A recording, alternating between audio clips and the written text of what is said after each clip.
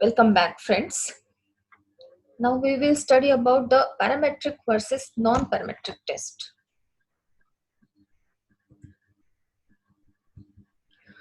How to decide the parametric and non-parametric test run. See, we have the data, then these results are scaled. By scale, we found these results are distributed by normally, that is normal distribution. Then by normal distribution, we found any results as a normally distributed, then choose a parametric test. Then again same problem found in a normal distribution.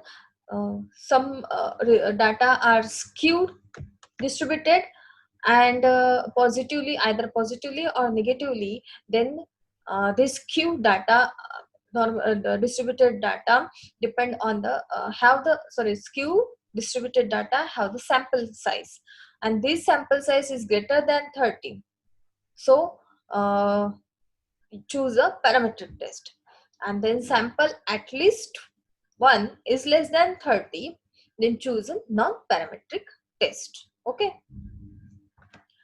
From the skew distribution, the distribution is shows generally depend on the sample size, and the sample size is greater than 30, choose parametric test. And at least sample size at least one is less than 30, then choose a non-parametric test. Now again data scale with ordinal or nominal proportional, directly choose a non-parametric test. This is about the how to decide the parametric and non-parametric test. Then parametric versus non-parametric test. See, the comparison between the parametric and non-parametric test. Assume distribution. I have already told about the normally distributed, and here any. Okay, skew distribution. Then assume variance is homogeneous. All the statistical term used in the data, then this is homogeneous or similar, and here any type of the variance. Okay. Then typical data follow the ratio or interval in parametric test, and data follow the ordinal or nominal in non-parametric test. Then data set relationship. What is the exact relationship? There is a parametric test in a independent data set, and here any type of the data set. Then usual central measure. In parametric test mostly use the mean, and in a non-parametric test used median, that is middle value. Then many benefits of parametric test: this can draw the more conclusion, also requires the more information for calculation, and more powerful.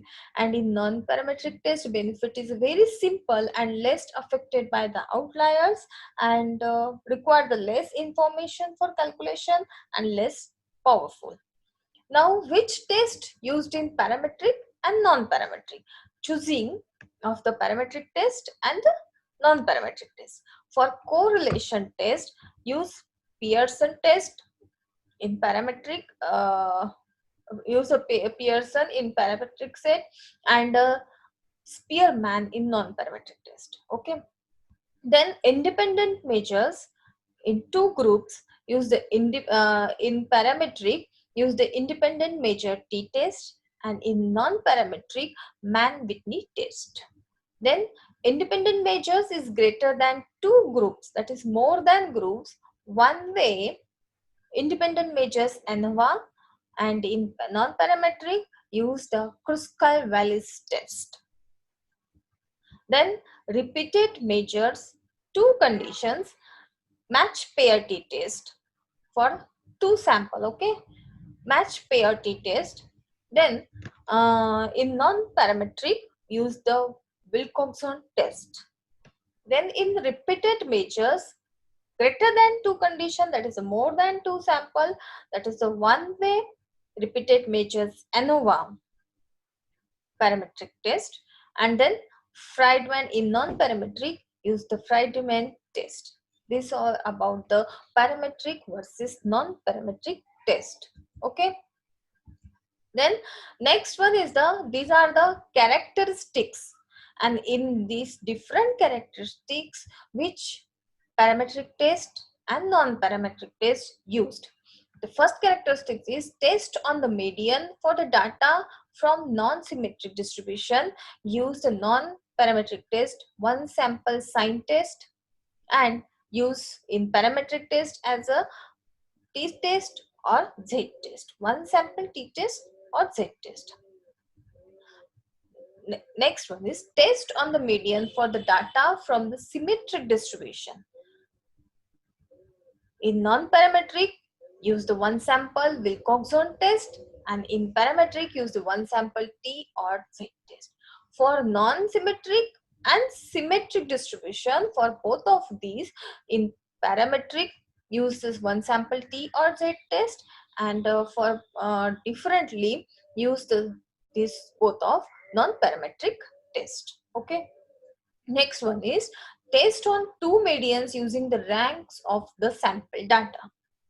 For that, ranks of the sample data, for that the two sample t-test.